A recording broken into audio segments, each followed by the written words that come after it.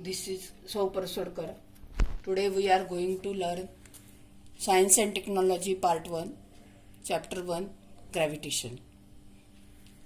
Important concepts in this chapter: gravitation, circular motion and centripetal force, Kepler's laws, Newton's universal law of gravitation, acceleration due to gravitational force of the earth, that is acceleration due to gravity. The next is free fall and escape velocity. Out of these 7 points, today we have to learn about first 3 points. The very first point is gravitation. Students, can you recall your memory? In last standard, you have learned about the gravitational force.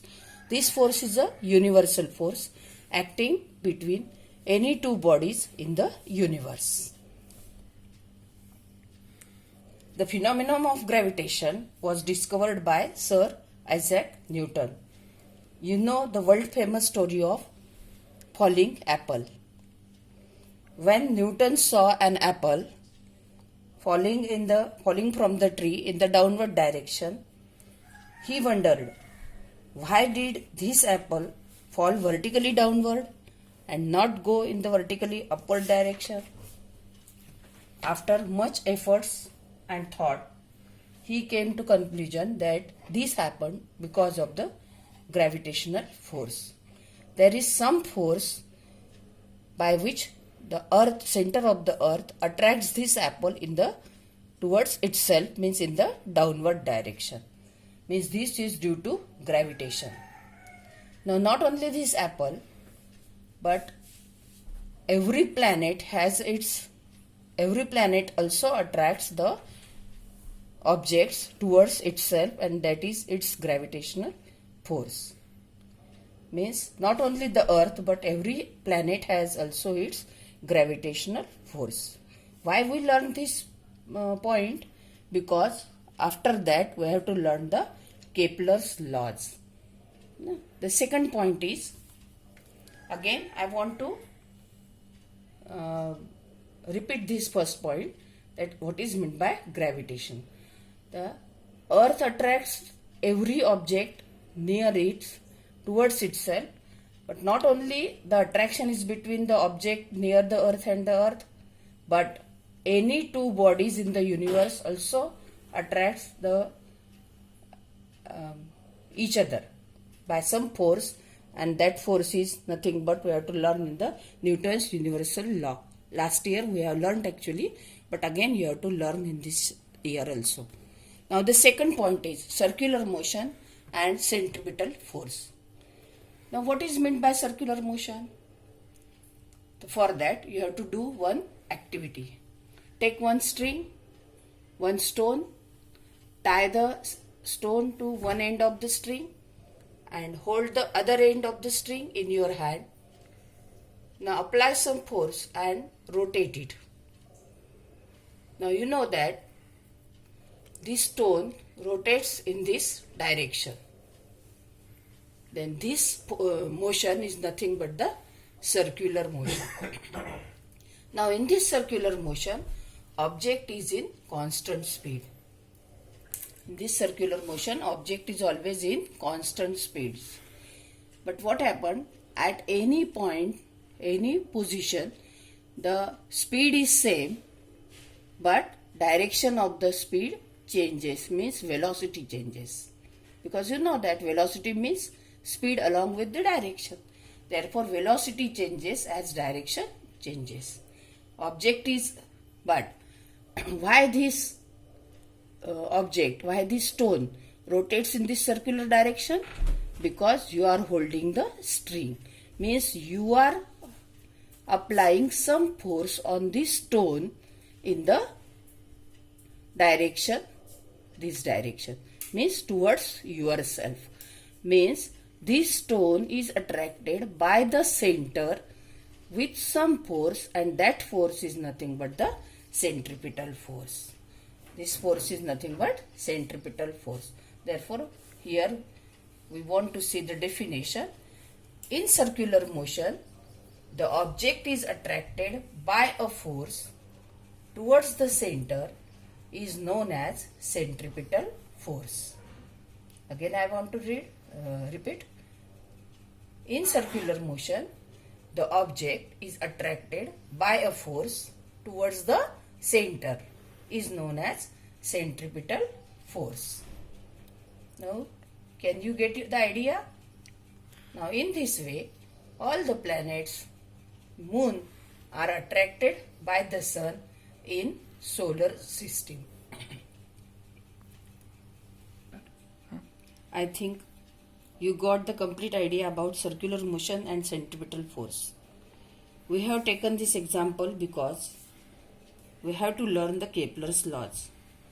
From the above example, it is clear that moon also attracted by the earth and earth exerts the force on the moon. Now, similarly, sun must exert the force on planets in the solar system, including moon, earth and towards itself. Now,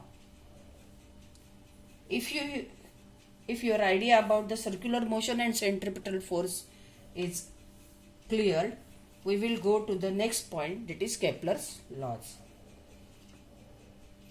He studied motion of the planets and stated the laws. Students, let us talk about the Kepler. Kepler worked in between the 1571 to 1630. He was a astronomer, German astronomer and mathematician.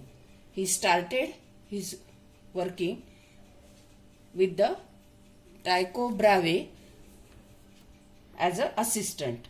After sudden death of the Tycho Brahe, Kepler was appointed in his place. Then he used the observations of planetary motion of the Brahe to discover the laws, Kepler's laws. So before going to the Kepler's laws, first of all, we have to clear the idea about the ellipse. Now, what is meant by ellipse? Let us discuss about it. Now, if we take the cone and if we cut it by using the inclined plane, either like this or like this. If we cut it, then naturally we get the such type of portion. This is nothing but the ellipse. An ellipse is a curve obtained when the cone is cut by the inclined plane. This is also an ellipse.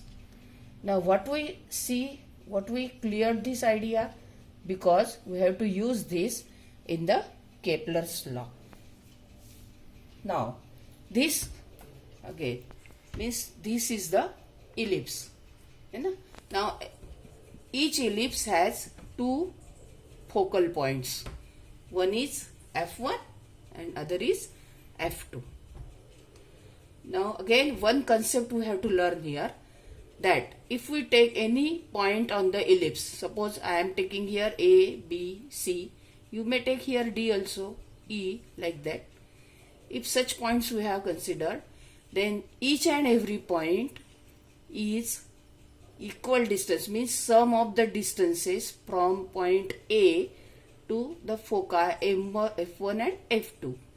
This sum is same as the distance of the point B from F1 as well as F2.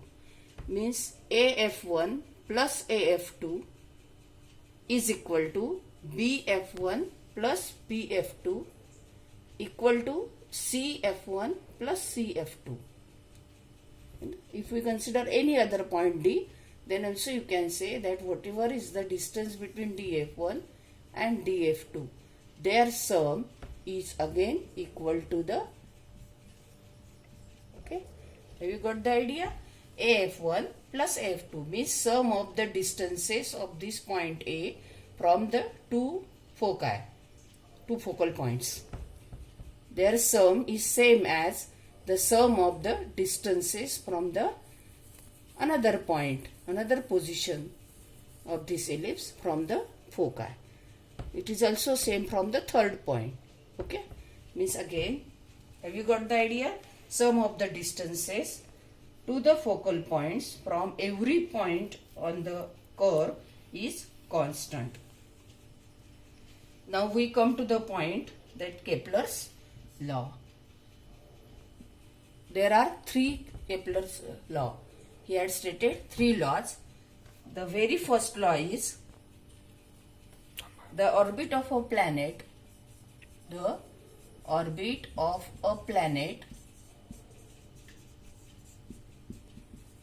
is in ellipse shape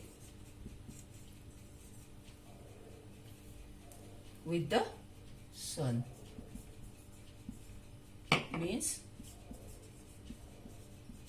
orbit of a planet means planet rotates around the sun in elliptical orbit with the sun at one of the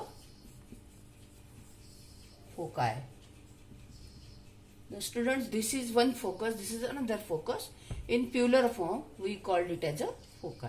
Out of these two foci, at one foci, the position of the sun is there, and in this elliptical orbit, the planet rotates. This is nothing but the first law of Kepler.